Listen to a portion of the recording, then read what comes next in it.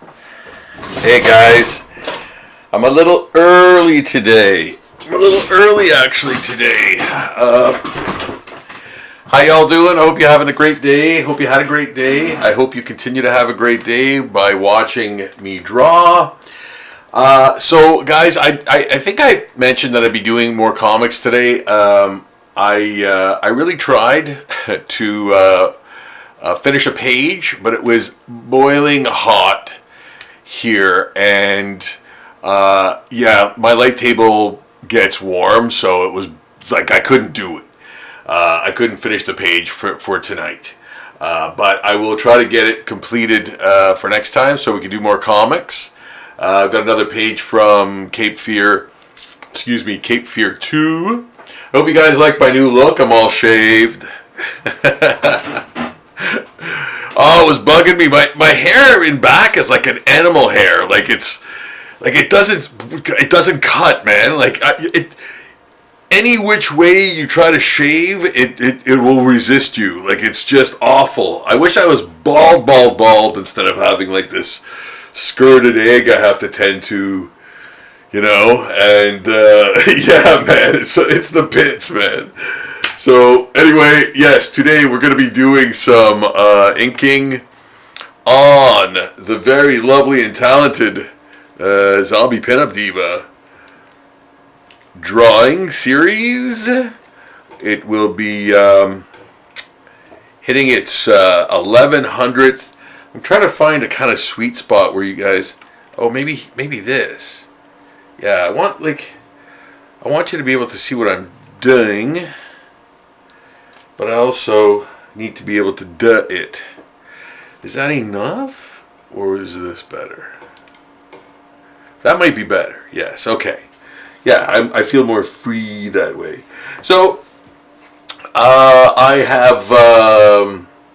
have penciled this one as much as I really needed to start inking to sort of be safe. So we did this last time. I just fully penciled the sketches, the zombie pinup sketches. So this is the finishing portion of the drawing. It's the inking. It's pretty much the finishing thing for me anyway. For this series, for sure, because it is black and white, and this is the end of the process, right? The inking. So, you know, if it were color, then there would be another layer to it. Yeah, so I'm going with the flow. I'm trusting my pencils. I'm kind of being spontaneous too, where it seems warranted, you know. So I'm kind of making things up too, you know, adding to the pencils, you know. Hope you guys had a great day today. If you want to have a better horror experience, try going to my Patreon. It is where all my zombie art goes. There's so much stuff there, guys. I'm going to be hitting my 4,000th post on that Patreon, and it's all accessible. I only ask that if you have the ways and means, if you could help support it. Your funds go directly to buying more art supplies, which I did today. I actually did that today. So yes, to the people who put a little bit in a month, man, I thank you guys so much. Thank you to all my current, past, and future patrons. So yes, please check out the page. There are very, very few images that are behind the paywall. So basically it's like an open source thing where I kind of go like, give what you can. So that's kind of how I'm treating it, and get more eyes on things, plus get support of people who can afford to do so. Help support the arts, daily art for that matter, and how-to videos and things of that nature. So plus 4,000 images posted. I hope I've earned the patron donations, with that much content. So yeah, it's where all the zombie art goes. Also, there as well as that, there is my straight up art, nature art, and things like that too. So if you want to check that out, just type in bonus into the search bar, and all of them will pop up. So you'll see a ton of like non-zombie art from me as well. If you want to check that out too. See if I've got regular art chops. Is all you could draw is zombies? No, I can draw a lot of other things. I get that question a lot. It's kind of funny. Is all you can draw is zombies? Yeah. So yeah, it was a hot one today. Man. Yeah. And tomorrow, I'm going to be in Rouen-Noranda for RouenCon. Really looking forward to that. Long drive, but hope it's worth the trip. Hope it's a fun time. I'm sure it will be. That's in Rouen-Noranda. If anybody's close by, they want to come say hi, I'll be there. Yeah, so as you can see, I'm just beefing up the pencils here. Adding a little bit more dimension, cleaning it up, tightening it up, adding little bits of detail and more clarity to things. Because now I've got a number 3. I thought it was actually even smaller than that, but a number 3 for doing this type of detail, but it always varies. It always varies at what stage your pen is too, So this one's acting very nicely. The ink is coming out beautifully. There's nothing wrong with the tip. It's newer. I'm thinking. Either that or very, long lasting. But yeah, I like the Staedtler pens. And I mean, you guys can see what they do basically, by what I'm doing. And this is like a hot press Bristol, So this is the results of a hot press Bristol with this kind of pen. You get this kind of result,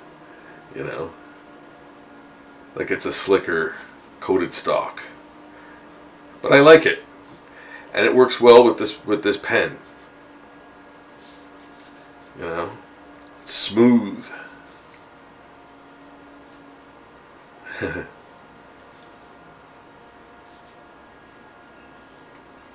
Yeah.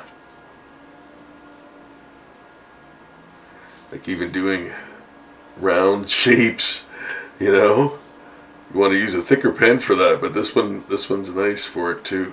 It works. And you can see what I'm doing here. Clearly I'm just doing, sort of gesture lines, over top of the established pencils. And that's how I ink things. At this stage, you're really sure and confident of what you've done, right? Of what you've drawn. because you've really penciled it. You've really penciled it a lot, and embellished it to the point where you've created all the detail and shapes and forms that are going to be there with your penciling. So when it comes to inking, you can ink more confidently if you have tighter pencils.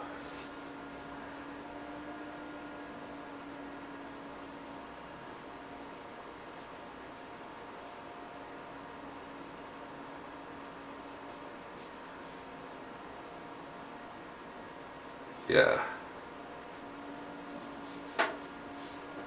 Yeah. Yeah, see?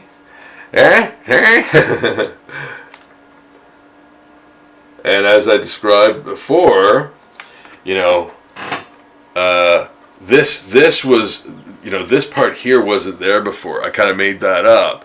So then I had to figure out a way to like include it, because I just like that diagonal shape. But then I had to balance it out with that grass, So yeah, like that's kind of a composition thing. I think to draw your eye, right? So that's why I added that grassy part to sort of balance this grave marker that I added kind of last minute.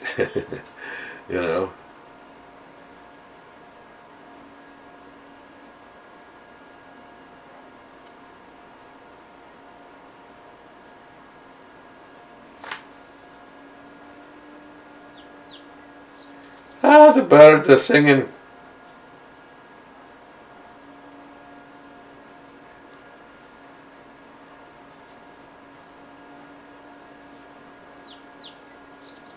Now I'm kind of making stuff up as I go along. I know the territory, so I'm kind of ad-libbing a bit, being more spontaneous.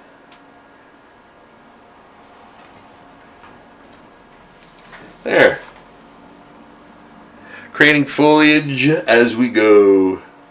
Put some little vine root signatures in there. Little bitty leaves. Yeah. I love those details. That's like an Art Adams. That's an Art Adams thing that I love that he does. Yeah. Yes. Yeah, Art Adams. He did a Thunderbolts. Comic alternate cover of the Man-Thing, and it's like exquisite. Yeah, like you got to see it, man. It's très bien. Yeah. Yeah. So yeah, Art Adams, one of my favorites too,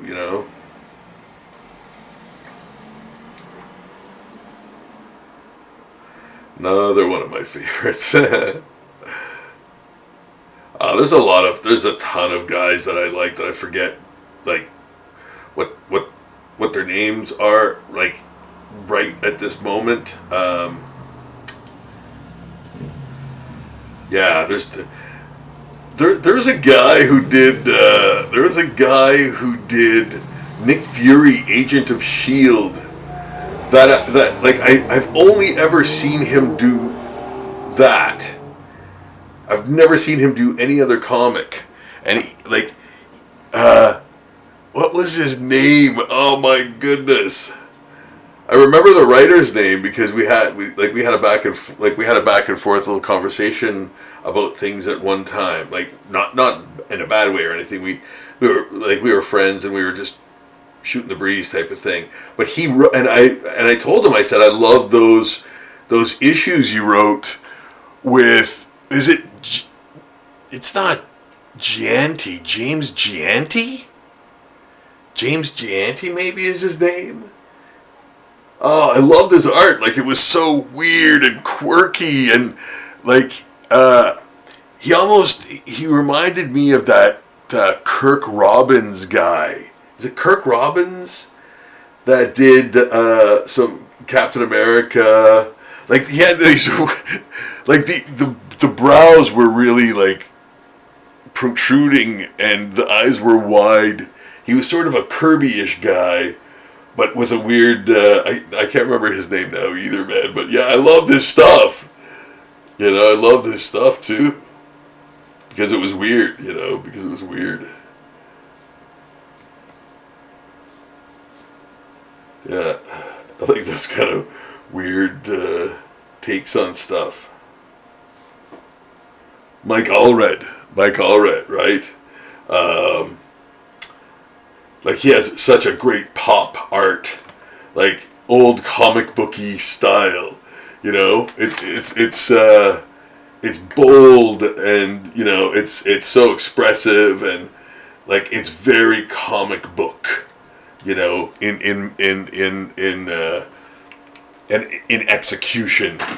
You know, the word balloon or the sound effects too, like the drawn on sound effects too and stuff like that. Walk. Walk.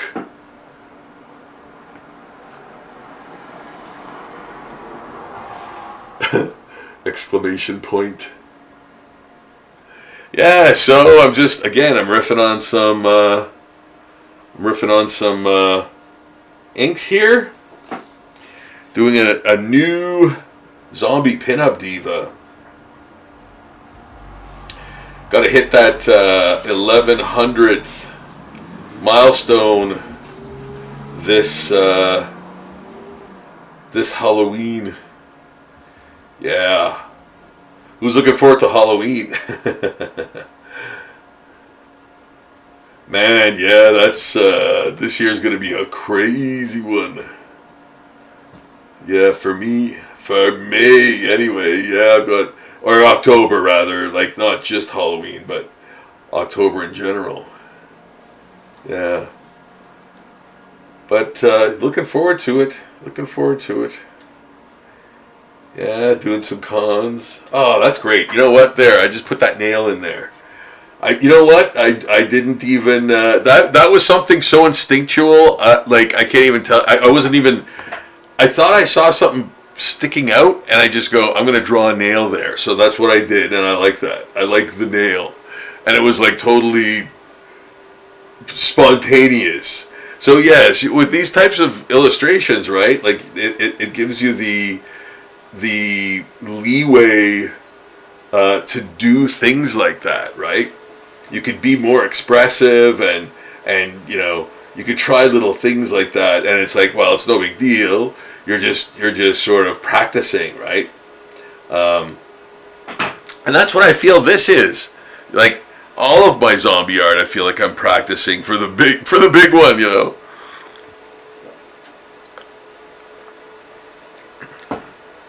Whatever that might be. I think it's going to be Cape Fear. I think it's going to be Cape Fear 2, man. That might be my swan song. I don't know how much I'll have left in me after that, but I do have another project that I'm like actually serious about and you know want to do.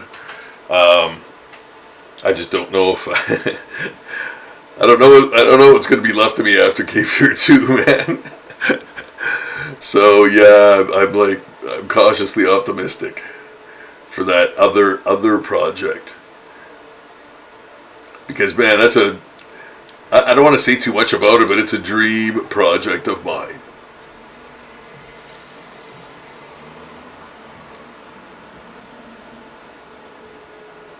And more on this later.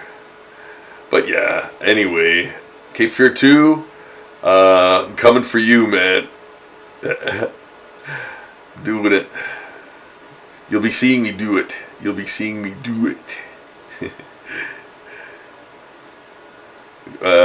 Yeah, my apologies for this time. It was piping hot in here today, and I just couldn't handle my light table to finish a page. It was too brutal.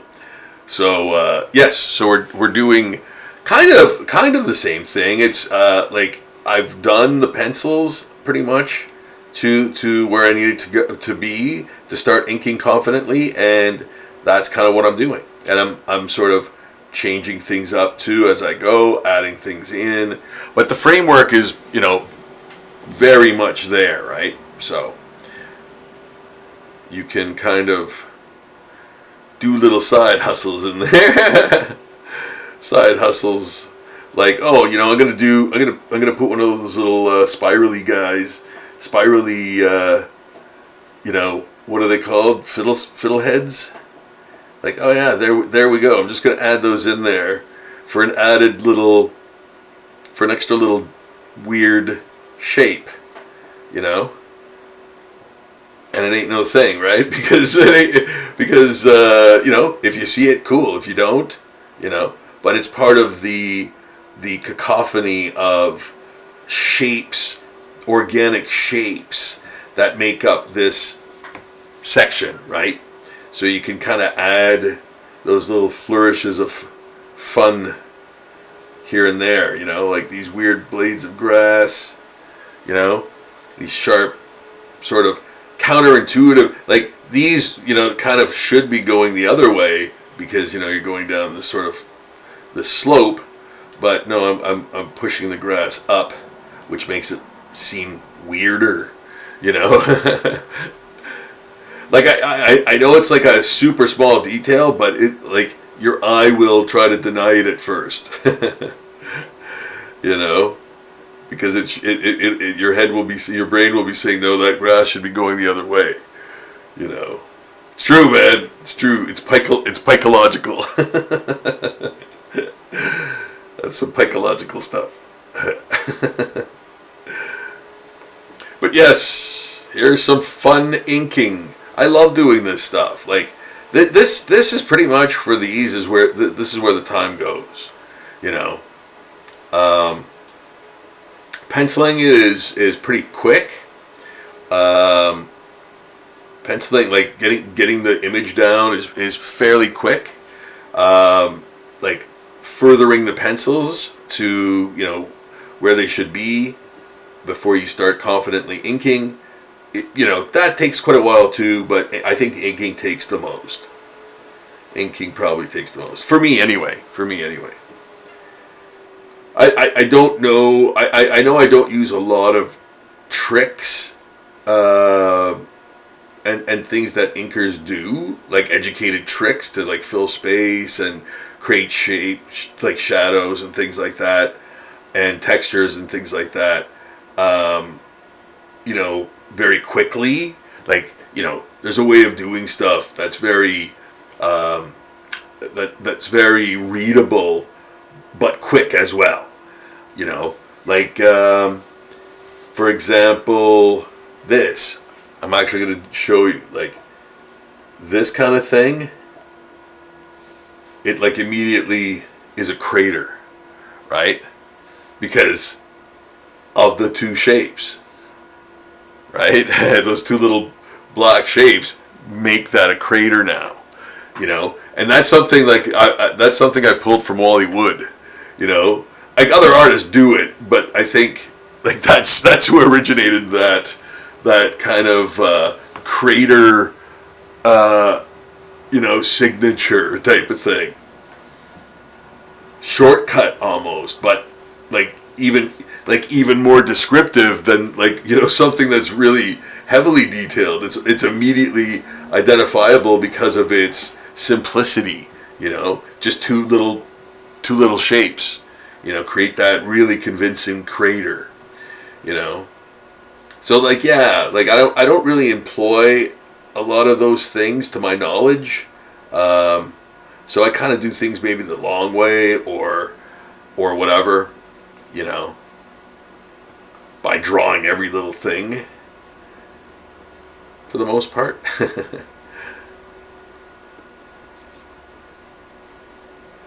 Yeah, that's kind of a comic book thing, I think, is like being able to, fill spaces, man, with like buildings and all of that stuff. Like,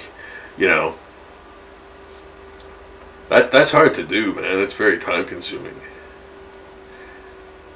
Like there must be some kind of program or something, software that helps you do backgrounds for buildings. Like I don't know if those comic book artists are doing all of those wicked like city backgrounds on their own.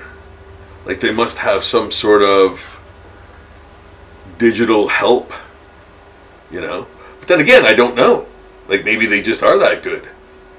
So yeah, it's hard to tell. It's hard to tell in a lot of instances.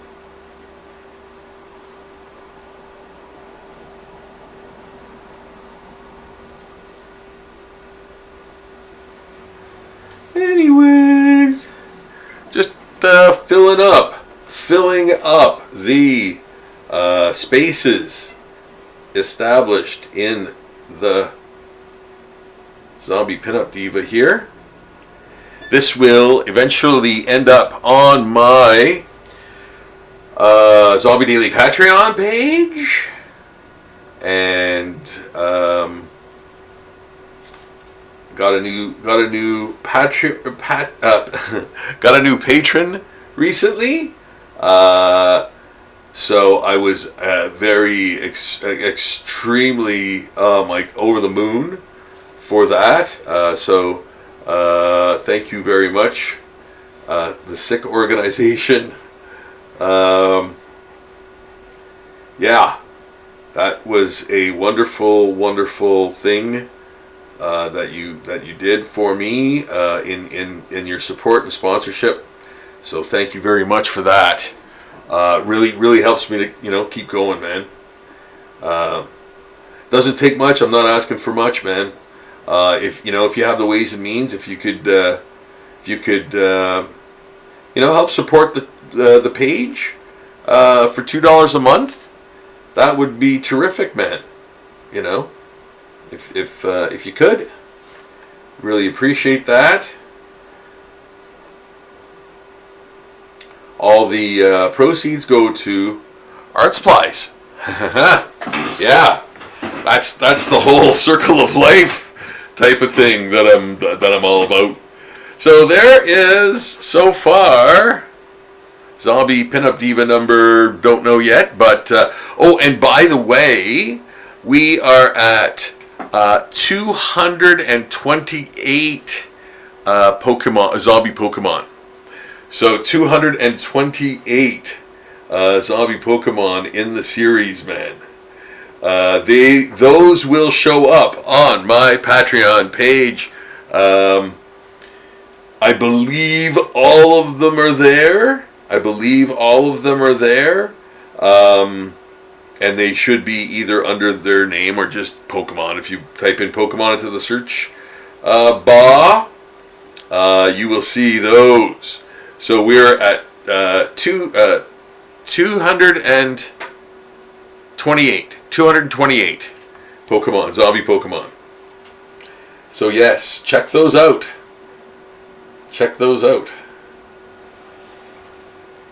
Oh yeah, that's counting ones that I haven't posted yet too. So I usually only count it when it's posted, but in this case, that's the actual number of how many I've done so far with your help.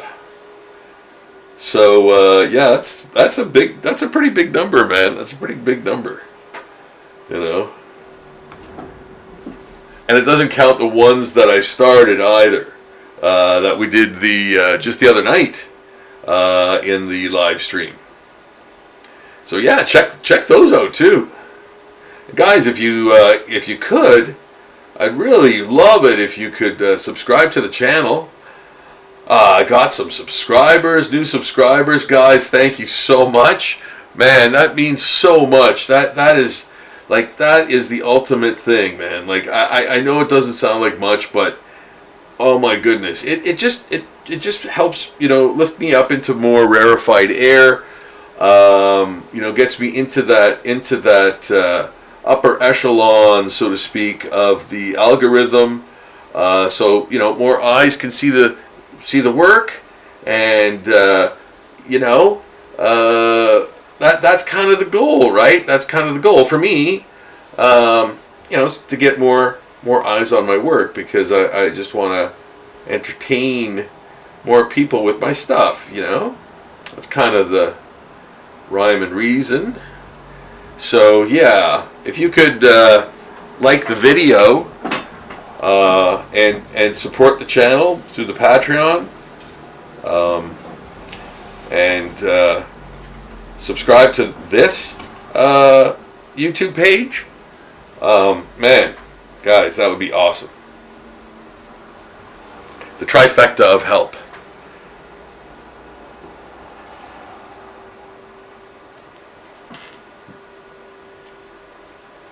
The trifecta of goodiness.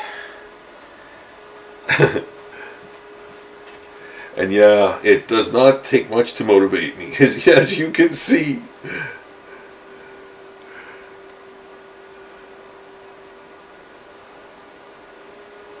Just the love for it, guys. Just the love for it, man. Just love drawing. Can't stop creating.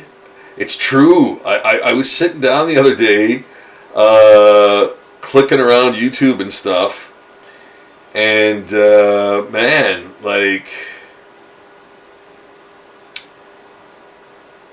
oh man, sorry about that, guys. I kind of faded out there. I was concentrating on what I was doing in this little area here, so I kind of went into my fugue state.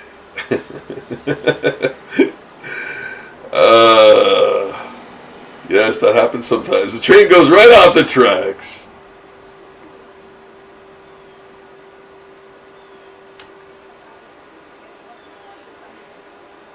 That I watched last night, Heads of State. Yeah, well, I literally had a movie night.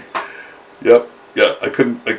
Yeah, that was the first movie night I've had, like legit movie night, with a movie from, you know, the interwebs.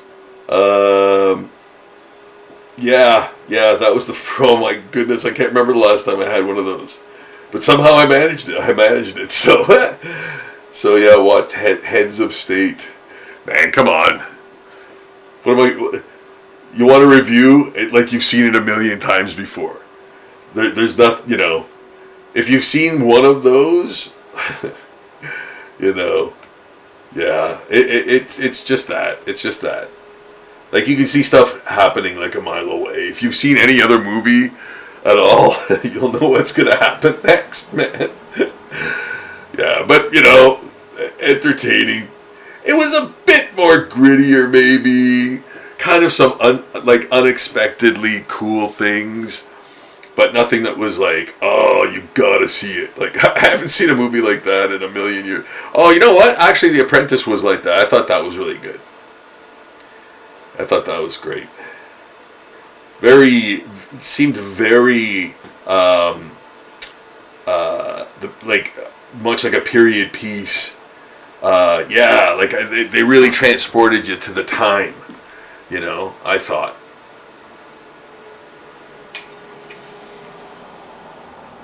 Like, I don't know if it was my TV or if it was like the way they filmed stuff, but it almost looked like it looked like it was shot in the 80s, you know, like there was like almost grittiness, or whatever, like to the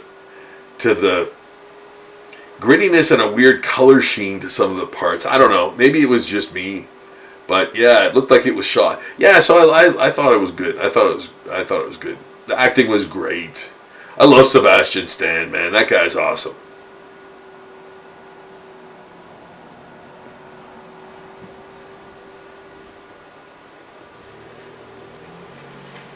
Yeah, that was a good movie. That one I recommended, just because it's just a good, you know, just a good film. It's good cinema.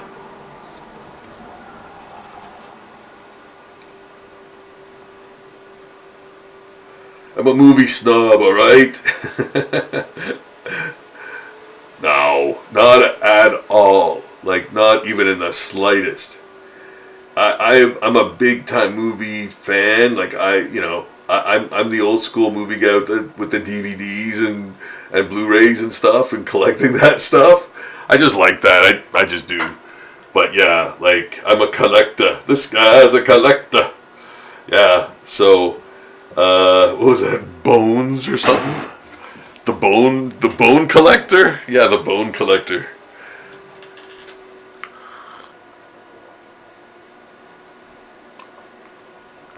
Morgan Freeman.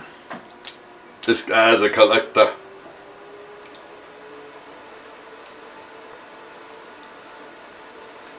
Yeah, there's some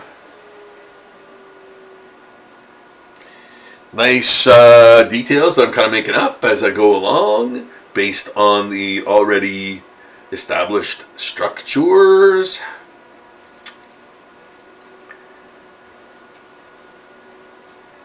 Adding foliage, adding tone with the haphazard hatching that I'm kind of doing here. Kind of doing both, like adding a bit of tone and adding a bit of texture with these kinds of dots and dashes and you know, pits and things, making that grave marker you know, feel lived in type of thing. Yeah, and you know, those common sort of those things. What is that, mold? You know, webs. You know, what is that? I've always seen artists do it, and I'm like, yeah, that kind of works for me visually. I like that. But what is it though? You know, what exactly is it? So that was always my dilemma. Is like, how do I draw that convincingly? Because I don't know quite what it is. And then I'm like, once I told myself it was mold or webs, I could draw it better. You know what I mean? So yeah, like, you gotta kind of know what you're drawing. And I think a lot of people that aren't artists maybe don't understand that when they ask you to do custom sometimes, you know, because you have to kind of know what you're drawing. So the directions have to be like at least, you know, halfway descriptive and coherent and, you know, direct or whatever, right? So it looks like, sounds like somebody's sawing in the neighborhood here. And I gotta keep the windows open like I'm in New York. Stop making that noise! Shut up! Just wanted to see if anyone was in the chat there. In the shot.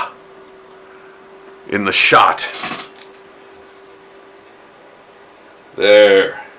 Yeah, man. How do you do? How do you do?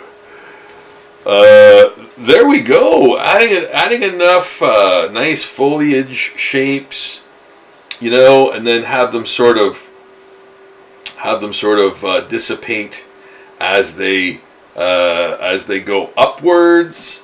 You know, a nice little visual, And then again, like this stuff up here is kind of going to be bark. So yeah, we're going to put that in as bark. Bark Simpson. Bort.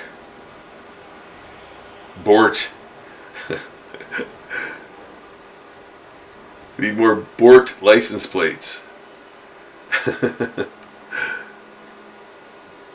will always be, and forever will be, a Simpsons quote with each and every live cast.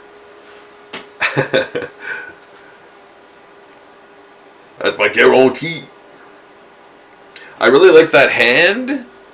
You know, I really like that hand. It's very, very feminine. As it sort of, and that's a very tough bend and position, you know, to pull off. Like, you know, it's a tough one to sell, man. You know, you really got to be sure of your proportions and everything for that kind of, angle and bend and all that stuff. Yeah. So it helps if you're really if when you're drawing it and you're doing it to be very quick. Like let your sort of mind see it and use that as how you execute that that drawing, that live model, or still life or whatever. Do it like sometimes the faster you do it is better, right? You're not hung up on thinking, you're just reacting to the image more, so sometimes you get some great simplification of difficult areas. And then you're like, wow, genius, I picked up on that, and it looks, with as few lines as possible, I've described that whole image, or that whole area, of the arm or whatever, in that pose, and so it's easier to remember, right? So yeah, that's a good thing. So, there we go. Yeah, and I'm kind of ad-libbing that. Oops, I'm kind of ad-libbing there, adding some more vine shapes.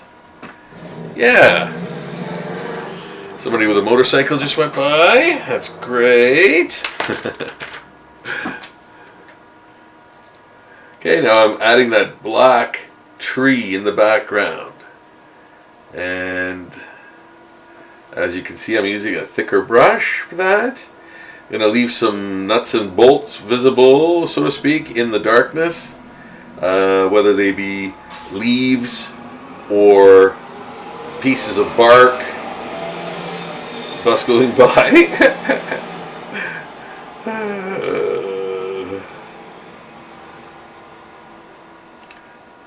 So we're adding depth and contrast. In doing so, doing this,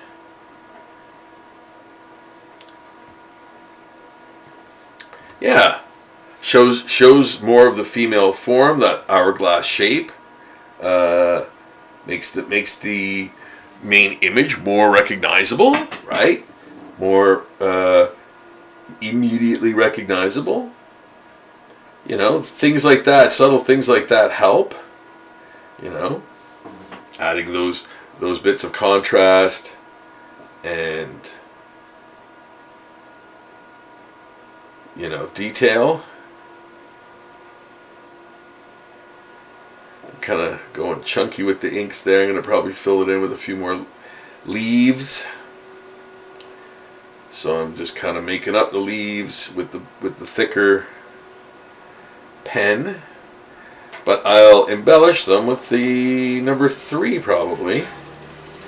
So there we go. There. That kind of describes the tree, right? I'm going to add up here, continue it, adding to the depth and contrast. Being sure not to mess up that hand I spoke so highly of earlier. Yeah. So guys, check out the Patreon, Zombie Daily. It is daily zombie art, and it's been going on for years. Almost 4,000 images on there now for you to peruse. That is where all this zombie art done on the live streams goes to. So you can see the finished product, finished version on my Patreon, and of course the link is in the description below. No problem finding it, just click the link and it'll transport you to a zombie dystopia that you can't look away from.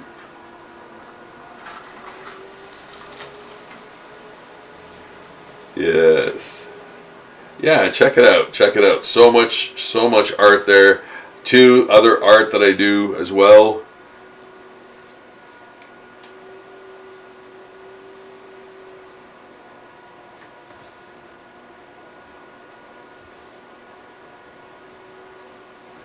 There. There. Oops. Forgot this part.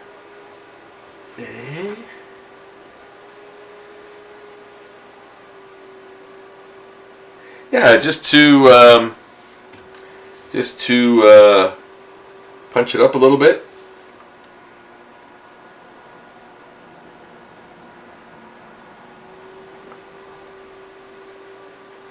Add some depth, right? Like I said.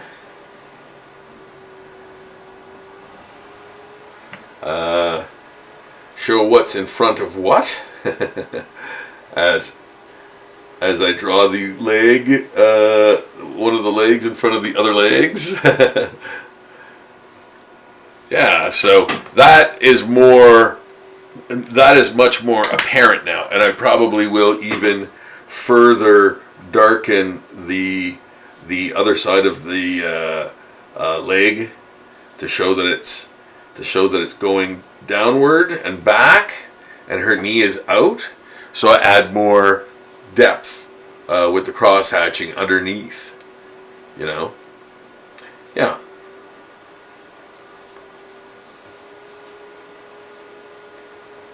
There, more sort of directional lines.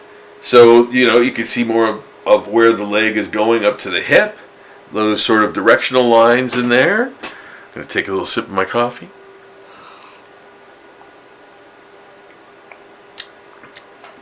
Check the chat. See if there was chat. For any chat. Okay, no.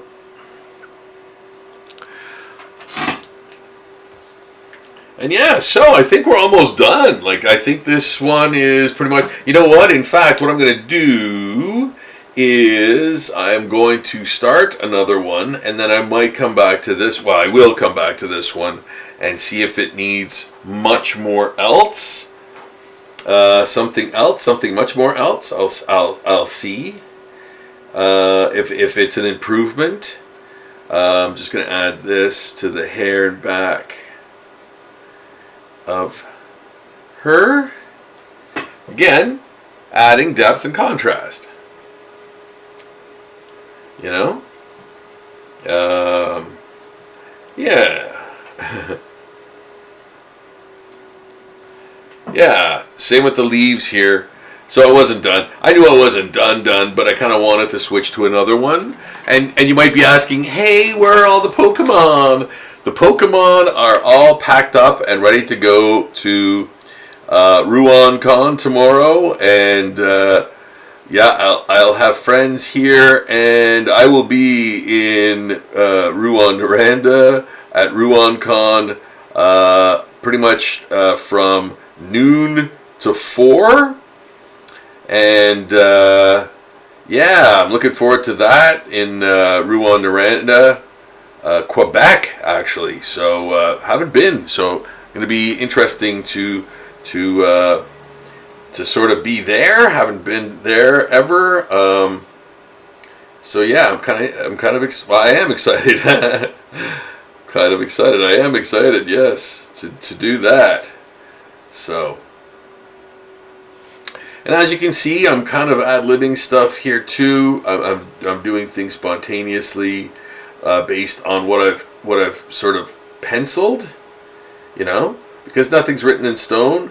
If you think you can improve on something, you can sort of change it, even after your full pencils are done. You know, again, for this kind of art, like, I'm just sort of sketching. I'm just sort of like, this is sort of sketching to me, to a degree. It's very refined sketching, but you know, it's a black and white drawing, right? So I want to add and do and portray as much detail as I can, because, you know, most people will see it just as a throwaway illustration, but it's like, no, it's definitely more than that.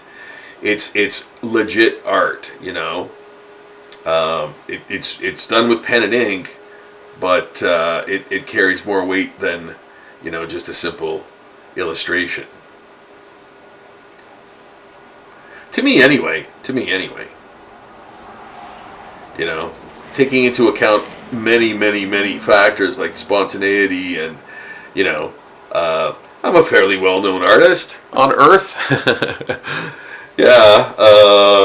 So, you know, like getting art, like owning art from a, you know, known artist is always, you know, better, right? That can go up in price, like having original art, because there won't be much of it anymore, and the people who have bought it, the people who bought it have it, and there's none being made, man.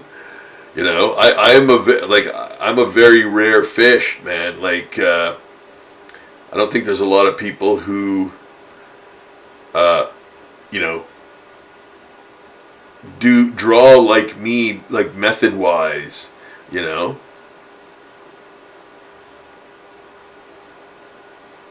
And I mean, you know, depending on what you mean by lots, I know a lot of people do, but I think a lot of people either do computer generated work, which isn't bad, not knocking it. I'm just saying, you know, instead of like traditionally, you know, where there's an actual original as a result on tangible paper, you know, that's going to be a very special and limited supply collectible, man. Very valuable. Just like all art is, you know. Like an original is often never even discussed in the production of art, right? It's always like the artists, you know. So like it's rare that they do like auctions and things, you know. And when they do, man, that art goes. Doesn't matter what it is. If it's comic book art or, you know, anything, it sells very quickly.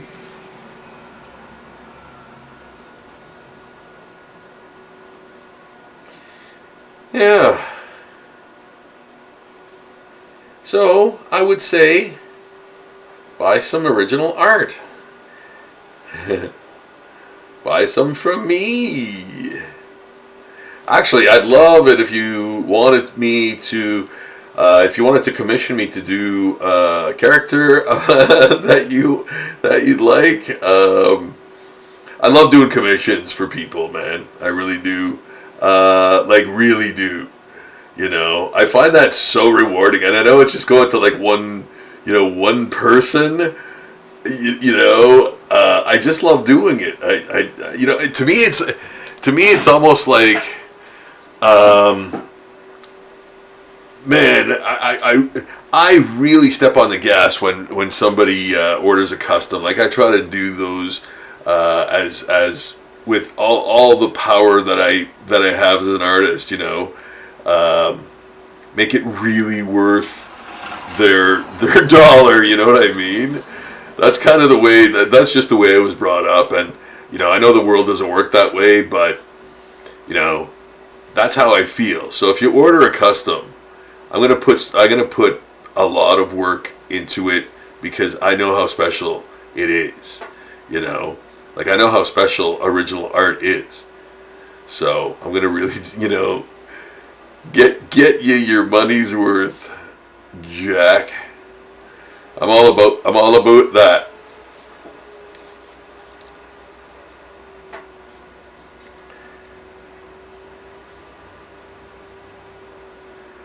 Yeah. Yeah, I love doing customs for folks. I always have.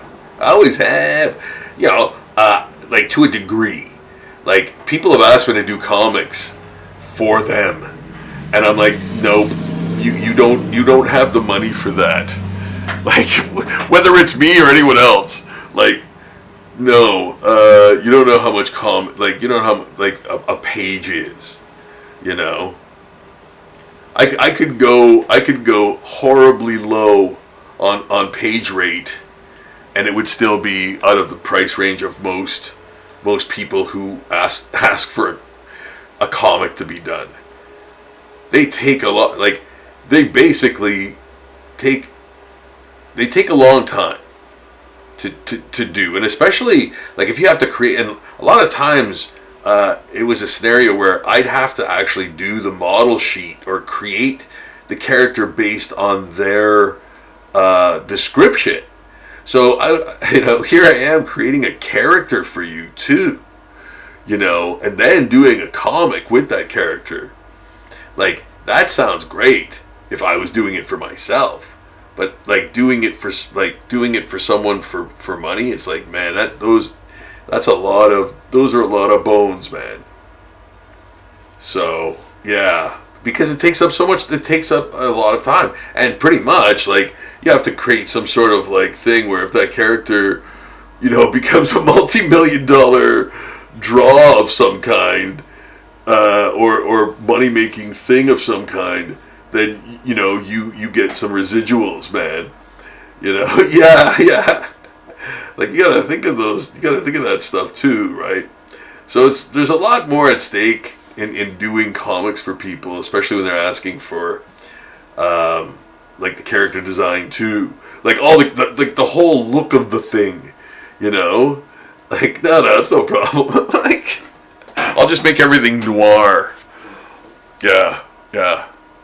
It's just funny because like I think of that stuff and it's like, wow.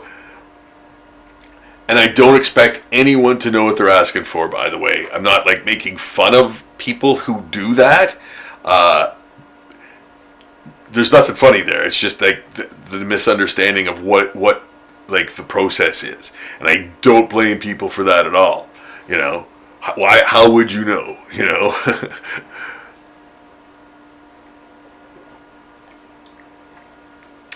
And that is any job. I don't care if you're like a basket boy at the grocery store, man. If you're on baskets all day doing baskets and stuff, or any other job, man. Like, there are things to that job that are difficult, man. So, yeah, respect, man. Respect for that. Like, everybody always thinks that they have the hardest job, but yeah, like everybody's suffering out there, man. Everybody's, working real hard to get by, man.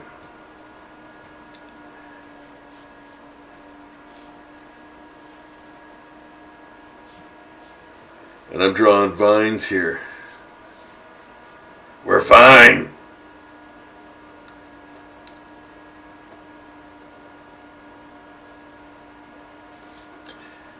Exorcist 3.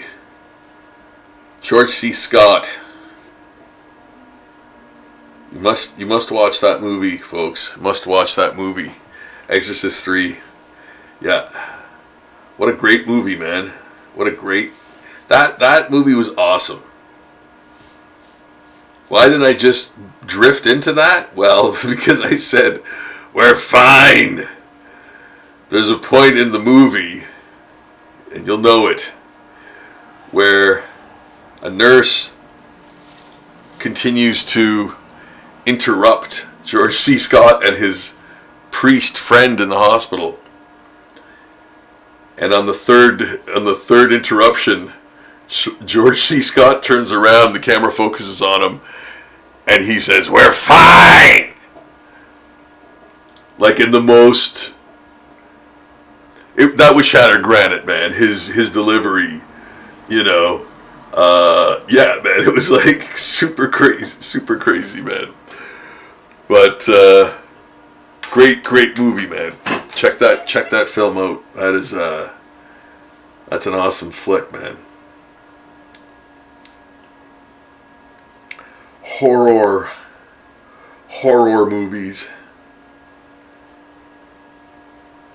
Oh, what did I watch today? I had time to look at a movie today. I missed some of it, but Heart Eyes. Yeah, it was okay. Like, I mean, for that kind of thing, right? Like, it seemed a little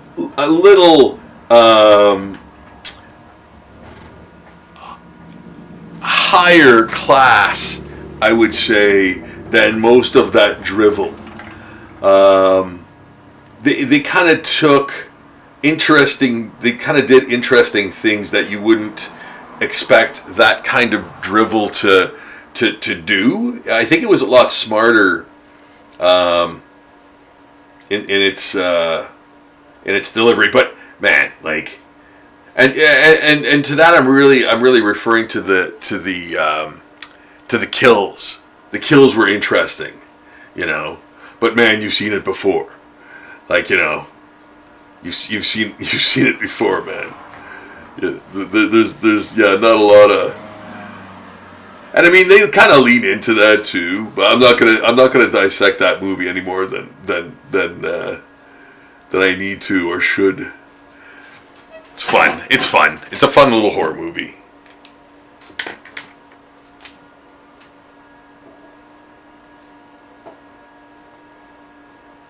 Rom-com horror movie, kinda. Yeah. That's enough. That's enough.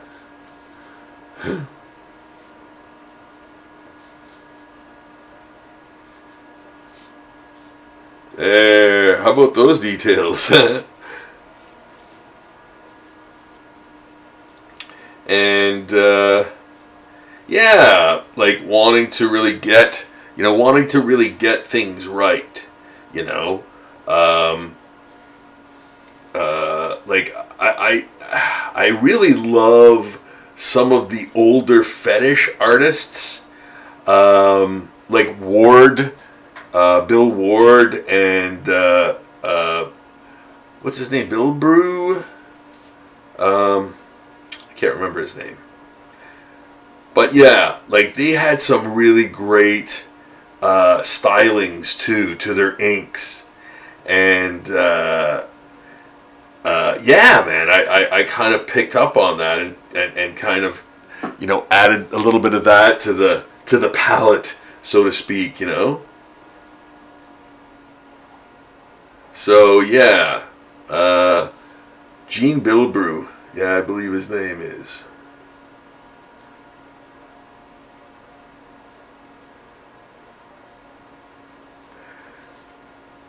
Yes, all sorts of influences, man, go into your art, everything, you know. And again, that's why I keep harping on the and people know this, they must.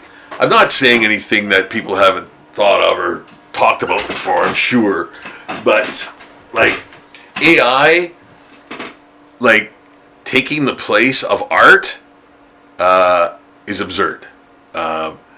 Like, if you don't care what it looks like what's that? Okay, so I was watching a thing today, and I kind of knew about this before. I saw this, I think, on the Fantano, Anthony Fantano channel, to whom I'm actually double subscribed to, because yeah, he's got great shows, like he does album reviews and stuff. But anyway, yeah. Where was I going with that, man? Oh no, I derailed. I derailed when I started inking again. With. I'll get it back. Sorry, guys. That's nuts. You're probably all shouting like, it's about, you were talking about XX number of things. Oh, I know I was talking about like fetish artists and stuff. I'm a big Betty Page fan, right? So I even love that aesthetic, you know. So yeah, it's cool. Like, it's interesting, right? It's interesting to look at, you know. Like I love style. Like I love style, right? I love picking up on style. It's like a simplification. It's like a different language that you've created to describe reality, like, you know. And yeah, I love that in kind of all of its forms, you know.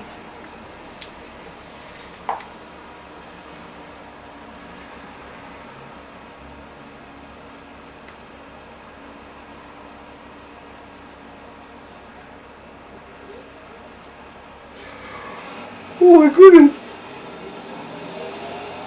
Yeah, there we go. Adding some Adding some depth.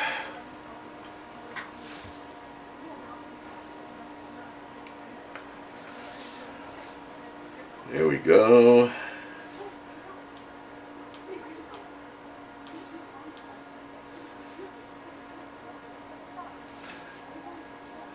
I'll most likely use a thicker holding line, of course, on those on the outline of her, which is pretty typical when there's such a detailed background there. Or sometimes I'll actually leave a glow around her, like have nothing nothing touch her, so that there's like a glow almost. So either one of those things. I think this one I'll use the thicker holding line. Although I could do both. And you'd never know. Yes, I'm sporting my new look. Hey, shaved my head, man, and a bit of this and all of this stuff. So man, that was great. But what a chore! What a chore it's becoming. Like, my hair in the back is like some sort of animal hair. It refuses to cut. You know? Yeah, like it was awful today. Mind you, too, it was like it was broiling hot here. So yeah, that didn't help. And I had just like done the lawn.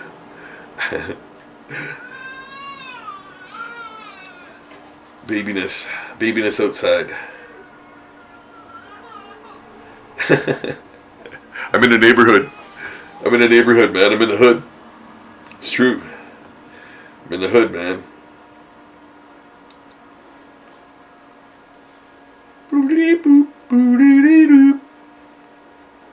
There.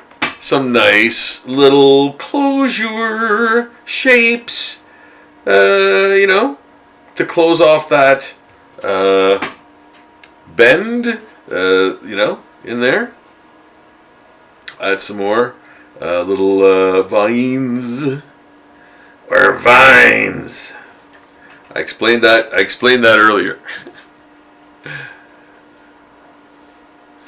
Yeah. So the vines and foliage serve the purpose of drawing the eye too, right? So, like, those things are kind of set up to draw the eye upwards, to the subject, to the main focus of the drawing, right? In this case, it's a zombie pinup diva. I'm not sure what number this one is, but yeah, we're getting there. Gotta hit that 1100th one by Halloween. Yeah.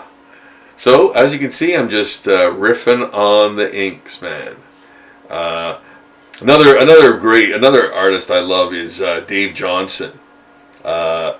His sort of mechanical design black using lots of ink, chunky ink using style. I love gears and those kind of like metallic textures and the tube stuff, that he sort of incorporates in a lot of his work. Yeah, I love his stuff, man. What was it? Wildcats, like, you probably don't even know what that is, and that would be just fine and dandy. But Wildcats was like an Image, Jim Lee's Image comic, that he was on like for 10 issues or something, and then split. But anyway, that's neither here nor there. Anyway, Dave Johnson, inked by Kevin Nolan. And I think it was an Alan Moore story, if I'm not mistaken, or maybe Grant Morrison or someone. I think it was Moore. I think Alan Moore did Wildcats for a while with Travis Charest. Yeah, Travis Charest, another like remarkable, remarkable artist. He started out, it was oddly enough, he started out as a Jim Lee clone. I think the first thing I ever saw him do was the Detective Comics, where he did Batman in this really, and then what else did he do? Star something for DC, like I don't know, it was some cosmic group of characters, and he had this like almost obnoxiously similar style to Jim Lee, you know. He really poured it on, man, I thought. And then he just like softened right up and became like a totally different artist altogether. You know, kind of like early Bernie or early Barry Smith. You know, Barry Smith like was more Kirby like. You know, oh, her hair's gonna be black. Oh yeah, yeah. What am I doing? That's black hair. Come on now. Yeah. But I will show the little sort of hair direction lines in there. Yes, that's a very Dave Stevens sort of thing, you know. Love Dave Stevens, man. How do you not like that guy? How do you not love that guy? What a shame that he's not with us any longer. Do his Rocketeer stuff, man. Oh my great goodness, that was beautiful art. Man, the only thing that I didn't like about Dave Stevens is that he didn't do enough. Like I wanted to see more of his work because it was just sumptuous. Like, yeah, what an amazing. Yeah, you got to check that out, guys. And you know what, guys? I think a friend of mine said that there's a feature on here that actually, when I say the name of someone, it pops up on the bottom of the feed. I understand. That's how I understand it. But yeah, if these names come up, or you write them down or whatever, yeah, check them out, man. Check those folks out that I mentioned. They might influence you in a good way, or show you a different style, or even explain some of the things that I'm kind of doing, right? So yeah, check them out for sure. Kevin Nolan and Dave Johnson. Dave Johnson, yeah, and Dan Panosian, another Jay Lee, Travis Charest, yeah, and I think he started doing European books, like books in Europe, like heavy metal-ish stuff.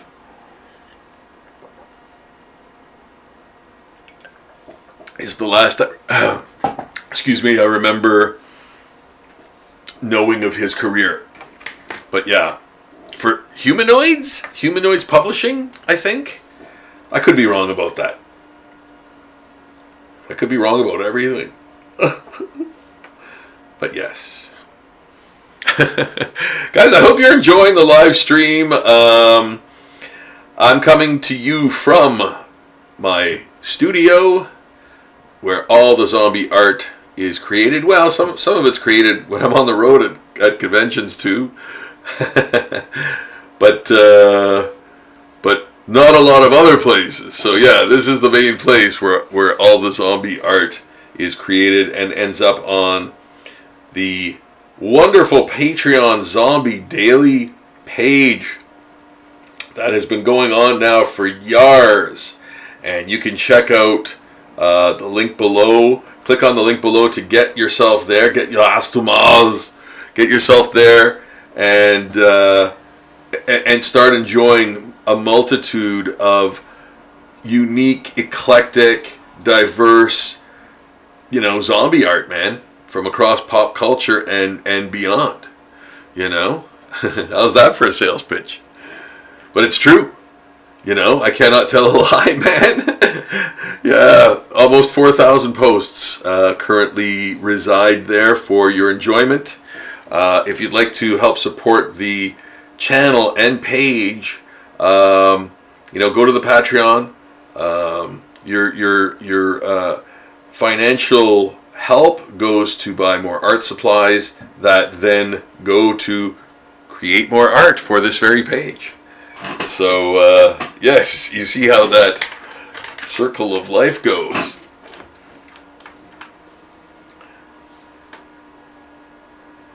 Adding more foliage in the form of like vine leaves. I'm going to add that little... That's a totally Frazetta type thing, Frank Frazetta type thing. And, you know, I would see Mark Silvestri using that kind of thing too, with the you know, lines sort of going off the item because it's moving, you know. Maybe that's a manga thing too, I don't know. But no, Frazetta did that. Like, Frazetta did that first, so it couldn't have been a manga thing. I don't think manga was around back then. Like 50s? Was there? Oh, maybe. Somebody let me know in the comments when manga started being a thing. Like the sort of Japanese comics, and for that matter, anime. You know, I'd like to know. I remember the first anime that I saw was Goldorak. It was on French, on the French channel, and it was this giant Shogun Warrior robot. I think, what was his name? Grandizer. Great Mazinga. Was it Great Mazinga or Grandizer? No, it was Grandizer. Yeah, and that was like Goldorak on that French cartoon. The cartoon that was on the French station, but that was anime. It was like I think it was the first anime I'd ever seen. I really loved it. Like, I was like, I really love this animation so much more than like the stuff I'd been used to, you know. And then there was Battle of the Planets, which was on after school, you know. So I'd run home. I'd run home from school. My fat little body would run home from school, and yeah, for Battle of the Planets, man. Yeah, 4:30, I think it started, or something. But yeah, and the crazy thing is, I was just talking about like the Western art versus the anime. They would have this, and this is crazy. I don't know if any of you guys saw this, but they would have an opening segment before the anime stuff started, an animated segment with this robot that would kind of, I guess, set up the premise for the episode or something. What was his name? R2? No, it was something like R2D2, but it wasn't. It was like, what was the name of it? It would introduce itself. But yes, yeah, you gotta see that stuff, man. It's crazy. Yeah, it's so bad. Like, it's such bad animation. And then they switch to the anime stuff, and it's wicked, right? It's like super smooth, and, you know, it was kind of difficult getting used to the faces, I think, at first. I was kind of like, yeah, the eyes and the faces and stuff. But like, I got over that real fast. Like, I got over that sort of like, oh, this is kind of weird, you know? And then it would, that passed very quickly, man. You know? Yeah, I really loved anime. But boy, like, it just turned into like this explosion of stuff, man. Like, manga is huge in the comic book like market or industry right now. So yeah, I heard that even DC turned their publication stuff around by doing like manga sized reprints of some of their greatest stories. So, like, I'm like, wow, just the size of it being, that manga size.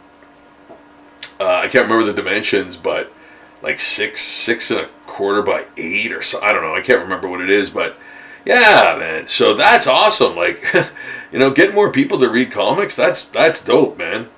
Hopefully that kind of helps bring back the industry a little bit, because people have been saying the industry's dying for decades, but it won't. It can't. There's money to be made. There's money to be made. Anyone can use that if they want to put that in a really dope rap, man. Money to be made. Yeah, man. There'll always be money to be made in doing comics, because anyone could do them. Just get a photocopier, man. Like, make a zine and sell it. And see how it gets over, man. Next thing you know, you're the next Teenage Ninja Mutant Turtles, man.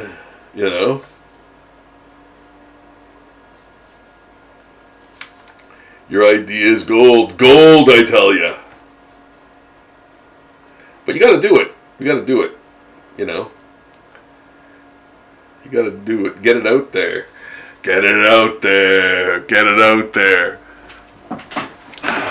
That's my thing. I like Cape Fear 2. I got to get it out there. So I'm really working on a groove for that, and yeah, I'm really looking forward to getting that completed and printed for you all to check out, man. Because Cape Fear, the first Cape Fear, sold very well.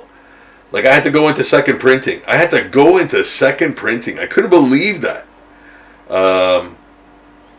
So yes, I'm very happy with the sales of, but like that is over quite a large period of time. Like, it was never sold at comic shops or anything. It was like I only sold it at cons. Sorry, I have it at a local used bookstore, which is the best used bookstore ever. Bayou's Books. I have some in Bayou's Books. Some Cape Fear, the Cape Fear graphic novel. So anyone listening who wants one, who is local, yes, actually Bayou's Books has Cape Fear Power Struggle, the first graphic novel. You can pick it up there. Or if you're visiting Sudbury and you want to pick it up, it's at Bayou's Books, man. They are right on Elm Street downtown. Big building. You literally can't miss it.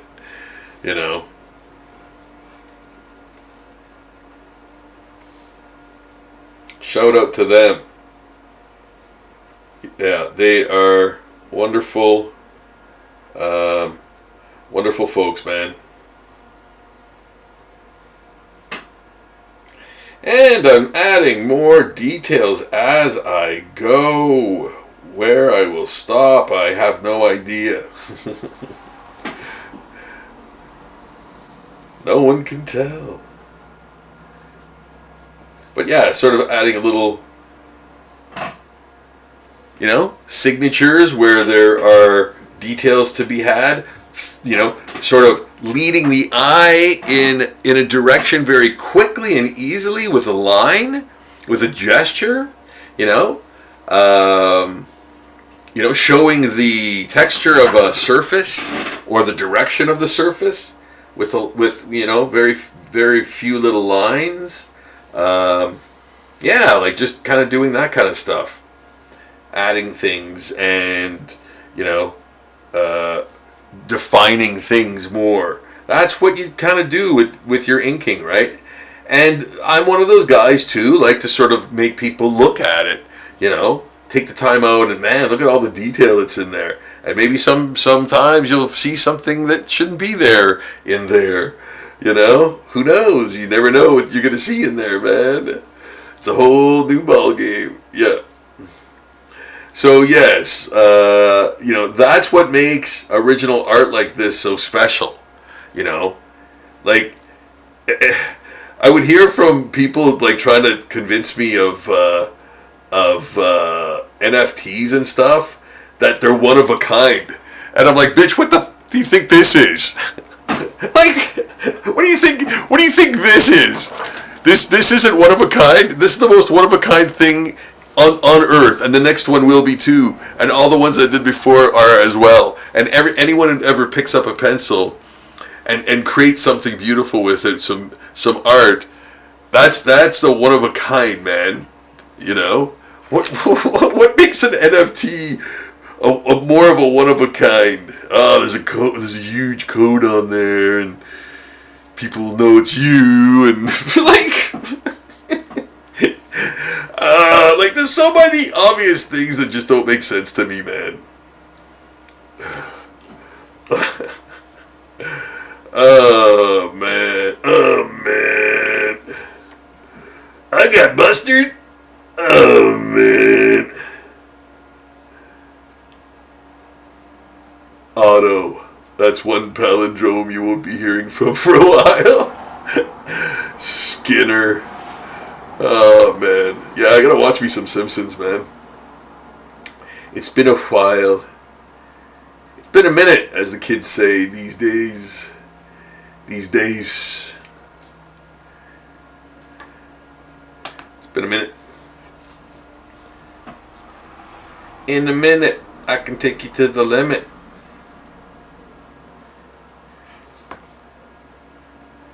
Yes, adding some foliage and sort of details in there that are, you know, basically what's happening here is, you know, the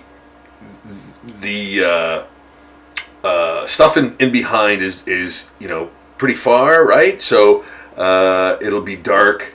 There'll be a few details in there. You'll be able to see a few leaves, but it'll be mostly dark, right? So I'm kind of setting that up. And that'll sort of add to the contrast as well, you know.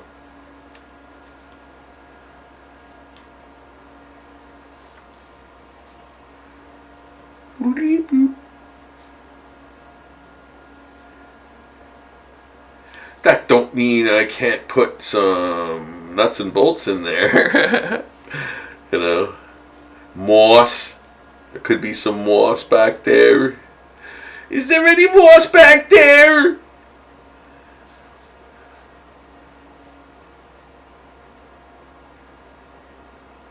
Yeah, leaves, vines.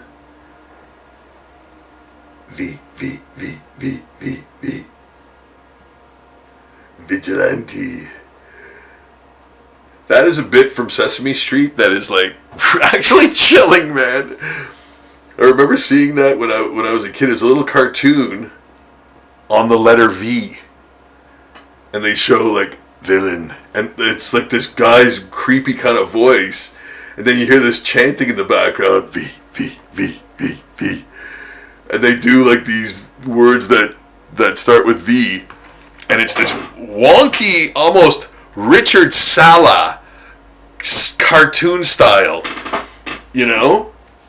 And anybody who knows who Richard Sala is, hopefully his name turns up. He was a kind of pop artist. I remember even seeing his work on, I think like Much Music or yeah, like he had an animated, like a bit that it was his animated style in these little sort of horror, like quickie little horror cartoons on either Much Music or that other music station. But I think it was Much Music though.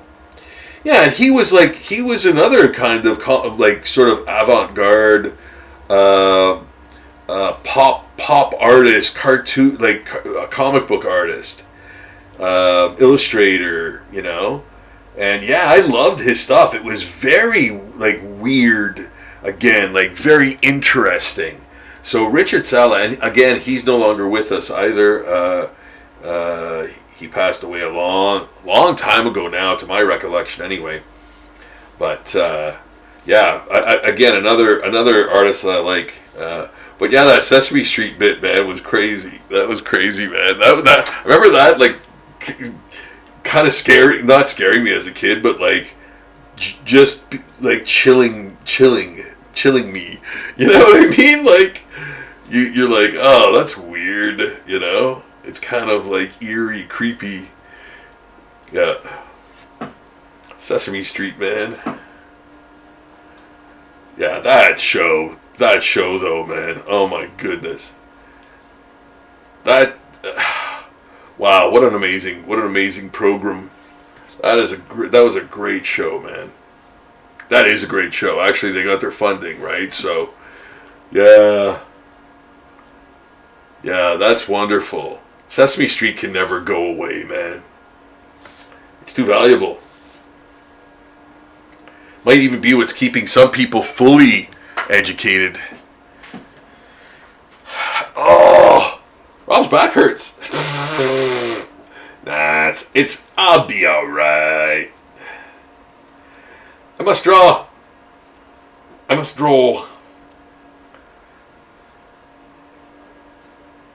Hope you guys are having a great evening. Please subscribe to the channel. Got some great subscribers recently, man. Oh my goodness, guys. Thank you so much. I cannot tell you how much that means to me. Helps me reach a more rarefied air up there to get more eyes on my work and, hopefully entertain and distract and all those fun things, you know. And you know what? When I say distraction, it's more of like just a sort of mental getaway, just to sort of like look at some art, man. Check out some art in your day, and have a fun time. Have a fun time. And I'd love to do your zombie portrait, man. And I think you would love it too. Go to zombieportraits.com. does zombieportraits.com and get yourself a zombie portrait, guys, before it's too late. Adding more detail and depth and form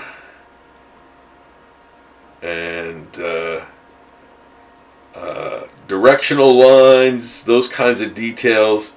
There are two distinct, to me anyway, types of detail. It's like drawing the veins in a leaf that is like, less than the size of your thumb. Then there's the scratchy like this, like McFarlane, Leafield, whatever. That's not detail. That's more of like an inking choice to describe a texture, and not a very good one. But they kind of use that to fill the air, to make it look detailed, right? There's nothing wrong with that if you can pull that off and it looks cool and people like it. Man, more the power to you. More power to you. Like if you can do it and people love that, then sure, man. Why not?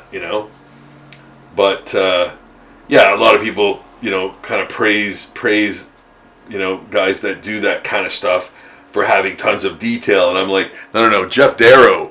That guy's got a lot of detail in his work. Like, you know what I mean?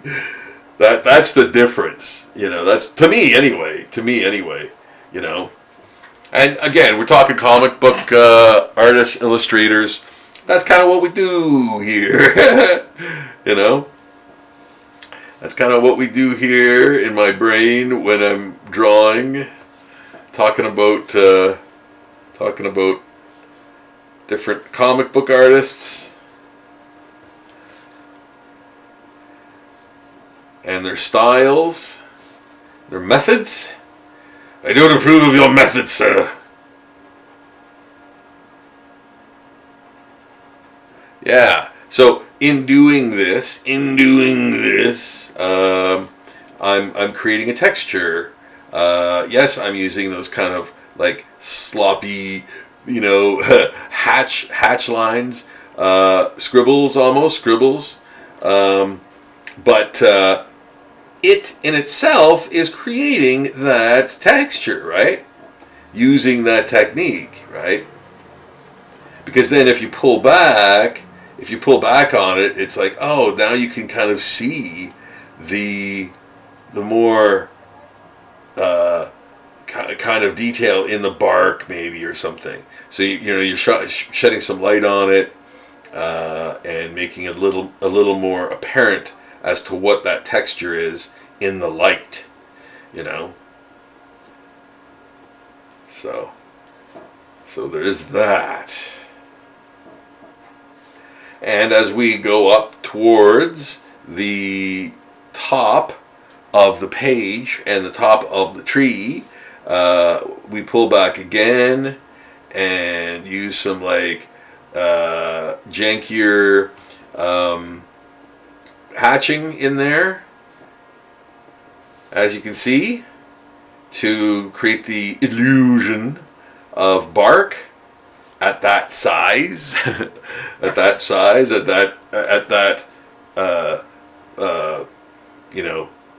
focal point, so what you can see of it, of course, and lightens it up a little bit because it's heading towards the sky, so to speak.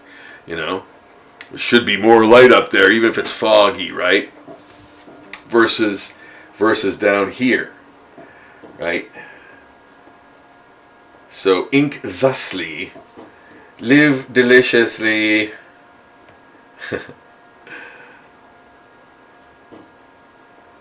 Yeah. And then, again, I'm taking most of this as a silhouette, this grave marker.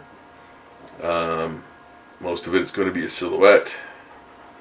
Some parts darker than others, but that will add contrast and depth to the main feature of the drawing, that is of the Zombie Pinup Diva.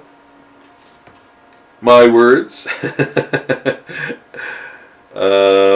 Yeah, came up with the name of them like a long time ago. It just seemed to kind of fit. I don't know. So yeah, I've always called them like Zombie Pinup Divas, not just Zombie Pinups. Yeah, I don't know. That was kind of, I guess that was during the WWE phase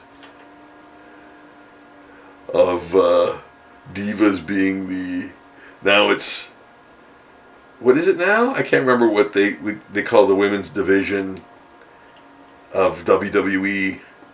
Like TNA had the Knockouts. That made sense. That totally, that it was a play on words. It was that made total sense, man. I thought that was awesome because of that, like the branding of that outfit, like that promotion. Knockouts, man, that was great. Yeah, ODB, man, ODB, and yeah, I thought those women wrestlers were really great, man, in TNA. Awesome Kong. Man, who she was in that television show Glow. I think that was the last television show I watched in its entirety, like a whole series, I think. Or maybe I was watching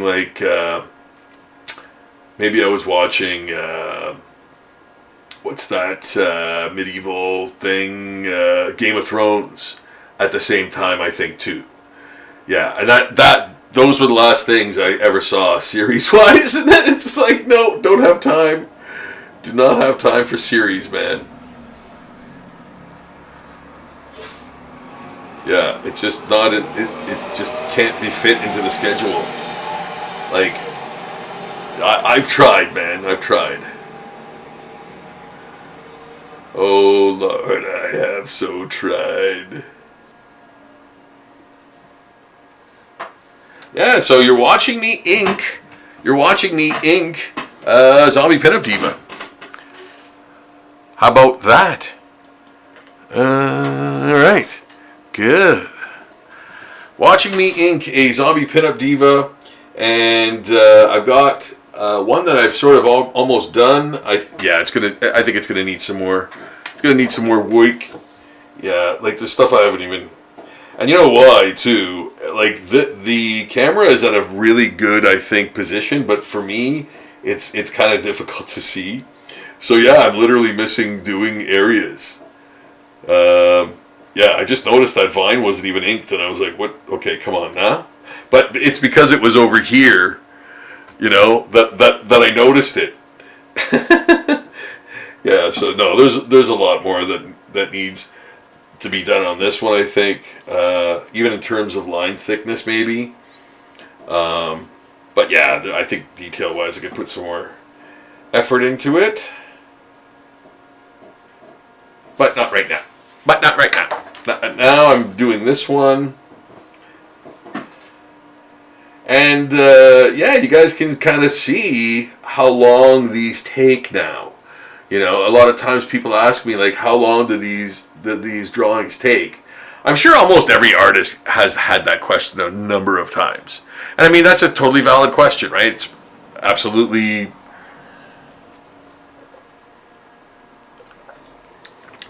But I always answer, it basically depends on the... Without me really feeling it, though. Like, I'm not pounding my head on the drawing table for 4 hours. I'm doing it in bits and pieces. Like all of those Pokemon, and then another Zombie Pinup Diva, and then another Zombie Pinup Diva, and like, I don't know, those 7 Pokemon, and then like these,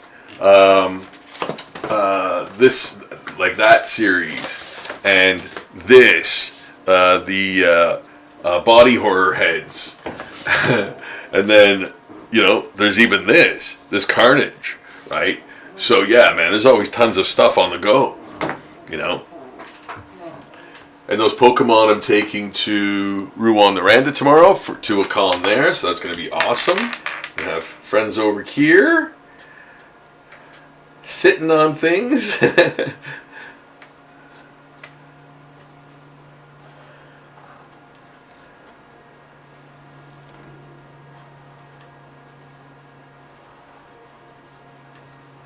I'll be in Rouen-Noranda at RouenCon. Yeah. Looking forward to that, man. Haven't been to a con. It feels like I haven't been to a con in a while, but I probably have. I just love doing them. I love doing them. I love the fans, you know. So if you guys see me at a con, come say hi, man.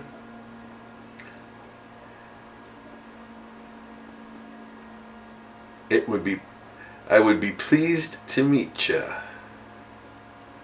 You know? Yeah.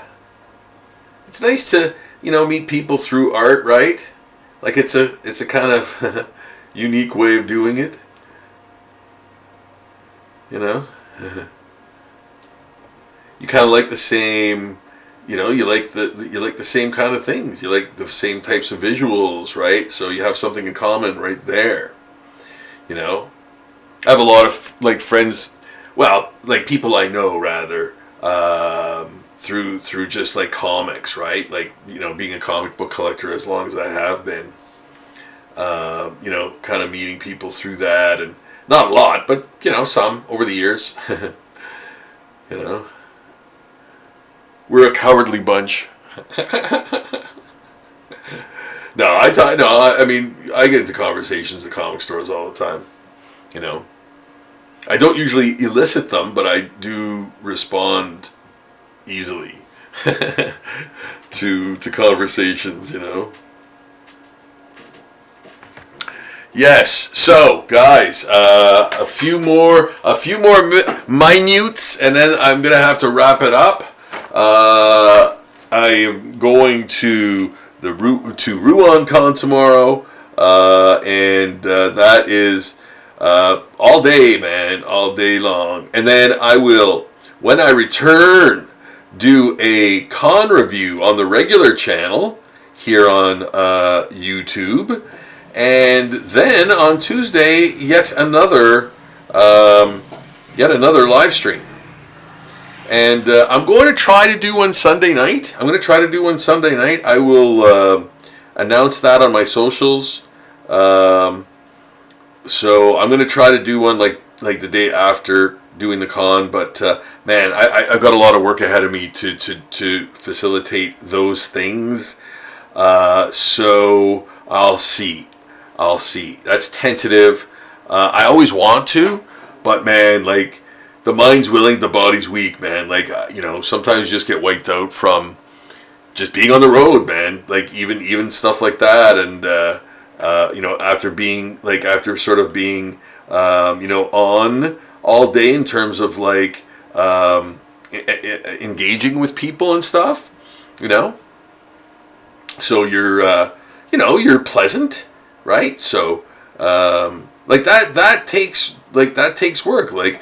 And it's not like, oh, I'm exhausted or I'm not crying like a baby, but like you feel it after. You're like, oh, it was like a constant I was doing stuff feeling, and it's a really great feeling to have, actually, because that means you were engaging with a lot of people, so it's one of those kinds of things. It's a love-hate kind of feeling, right? But it can knock you out the next day. I call it a con hangover.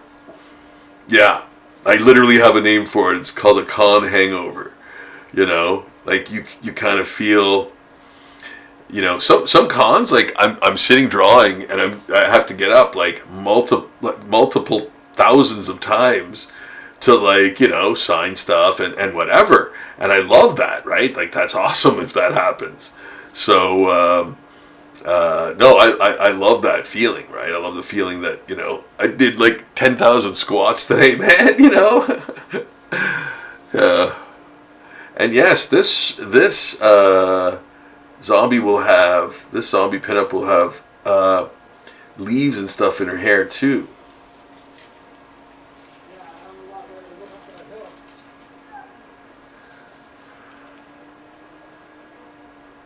Yeah, I'm gonna have to call it a night soon, guys, but I hope you've enjoyed this all pinup, all inking evening with my new look. Hi. With my new look. And yeah, all inking. And I mean, I think a lot of folks like the inking process because it's kind of like a more definite, the drawing's almost finished kind of thing. It's one of, or if not the final stage of this type of illustration, like the black and white illustration, right? So yeah, you're seeing the kind of finishing. And you know what, too? Like, if you're a process junkie and you like seeing the process, check out some of my other live streams, man. I go from like nothing to finished in a couple of them, and from sketch to finished and stuff like that. So if you want to see like the process, if you like seeing that kind of stuff, check out those videos on the channel as well. If you're into that sort of thingy.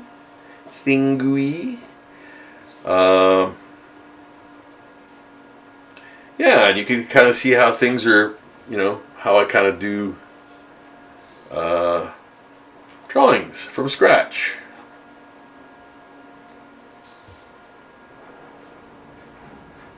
But this is basically inking, and boy, I've got a lot done on these, a lot done on these tonight already. So yeah, if you're going all night, if you're sort of saying to yourself, I'm just gonna sit down and draw all night, yeah, time can fly, man. I think the thing that makes time fly the most is Lego, playing with Lego, building with Lego, playing Lego, or whatever you want to call it. But yeah, like that, I have like looked up and it's like 4 o'clock in the morning and I started at 9 or something, So yeah, that is nuts. Lego is crazy, like time burning, man. And I mean, it's all obviously fun, You know, man, Lego, I love it. Yeah, and I've got some Lego videos, man. If you guys want to check those out on the regular channel, check those out, man. I make shopping carts. I make a grocery store, man. Gotta keep prices down for my peeps, for my minifigs. You know, I made a no frills grocery store for them there, with little shopping carts and stuff, and yeah, like a high rise and some other blind builds and all kinds of other Lego type videos, man. So check those out if you're into the Lego stuff, man, like I am. I'm such a nerd.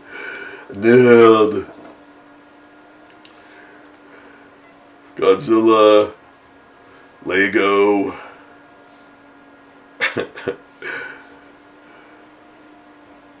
Comics, movies. What a catch.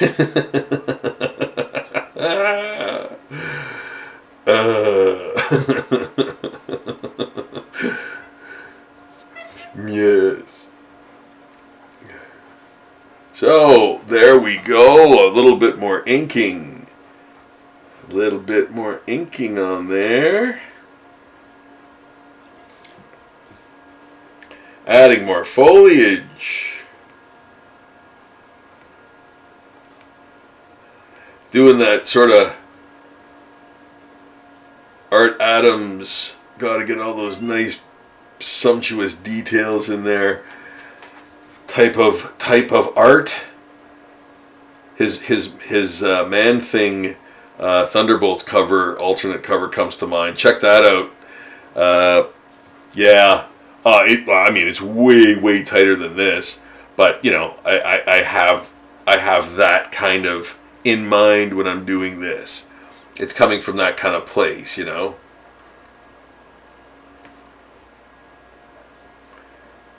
Yes. Yeah, like, you know, you have influences that you kind of conjure with your own style.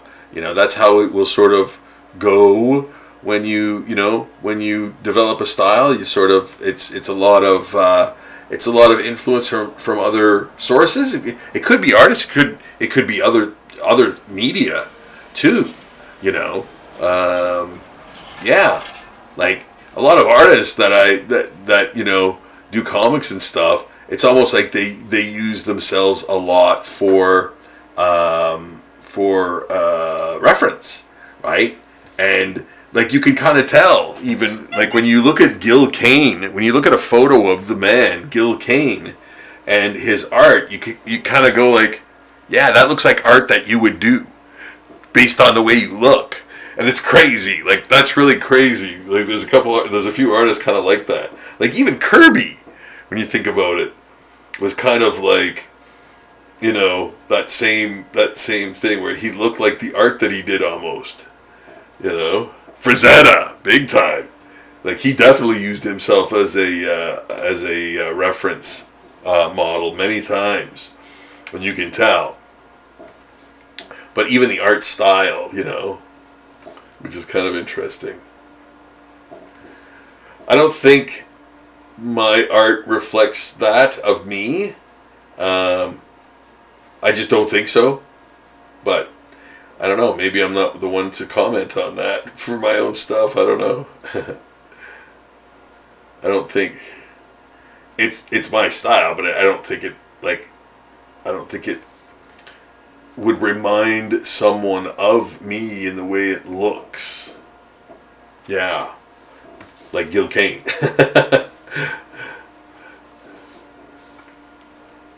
Maybe even John Buscema too. Like, he kind of looked like the way he drew. Yeah, it's crazy, man. Yeah.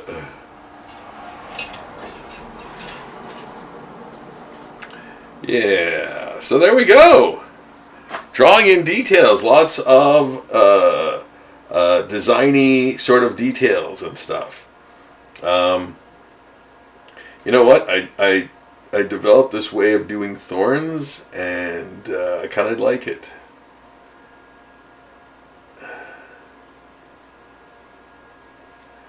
Yeah, it's these thorns that you might have them in a, like, you might see them in a backyard or a field or something, and they're really sharp, man. Like they're deadly. Like they're deadly thorns, man. So I decided I would add those to a few of these zombie pinup divas because they have a kind of unique look, you know? Just like those fiddleheads and ferns and things, you know, they have unique sort of shapes that you can kind of design into interesting, you know, patterns and details and things like that. So, you know, you kind of utilize designs in nature and make them kind of work for you with your details, you know. Yeah. There we go. How about that? Yeah. So I think I'm going to call it an evening, guys.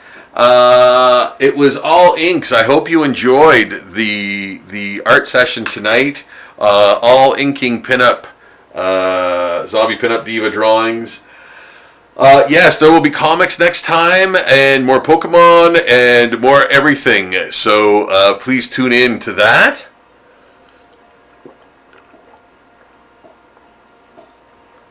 Excuse me. Please like and subscribe to the channel. Like the video, subscribe to the channel. Please, if you could, it costs nothing, but like a split second of your time. And I would be eternally grateful. And it would work wonders for, you know, me getting my work in front of more eyes and entertaining more people. Would really appreciate that. So, and if you have the ways and means, if you could help support my Patreon, $2 a month donation goes directly to more art supplies to create more art for the channel and for the videos too. All the art that is created in the videos and in the last almost 20 years is on the Patreon Zombie Daily page and on the Zombie Portraits page as well. So go to the Zombie Portraits page too, and or also rather, it's Zombie Portraits, and order yourself a zombie portrait. Get yourself a zombie portrait, guys. It's a one-of-a-kind custom thing that, you know, is not like anything else on planet Earth. So I urge you to do so. Okay, so that is an evening, and here's a nice pull-out shot. You can actually see my drafting table a little better. Yeah, that's an outtake. You've probably left. Because you thought I was wrapping it up. But here, you know, again, like a lot of people want to see kind of where I work, and this is it. Like, this is the surface, you know, this is the, you know, the chaos, the controlled chaos, and yeah, this is how I do it. This is where I do it. So, very simple, archaic, right? So, thank you again, guys, for watching. I really appreciate it. I will see you guys again very soon. But until that time, best wishes